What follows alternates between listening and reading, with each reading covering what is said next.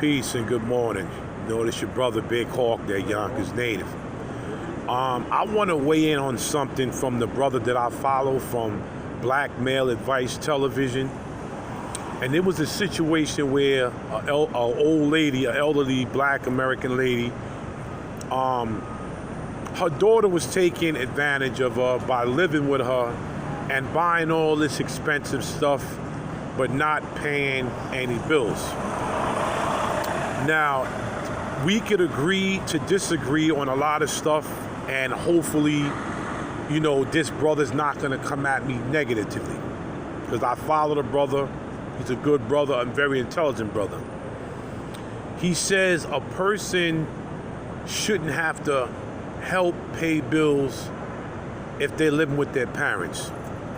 On my part, I disagree with that, because my thing is, if you are living and sleeping there and your parents are housing you and feeding you, you should at least do something.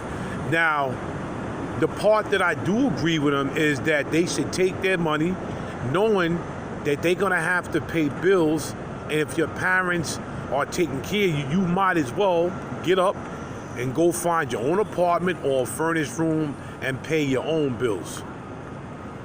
Because like when I was young, I worked. My mother and father didn't, pry no money out of me, but we did give something, which wasn't a lot.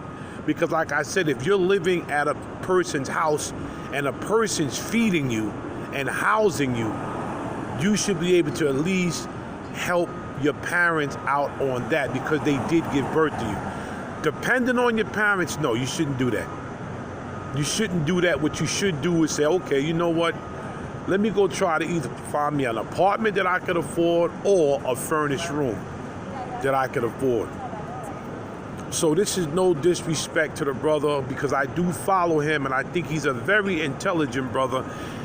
And like I said, we as people, especially black men, should agree to disagree on stuff and still have respect and love for each other. Peace.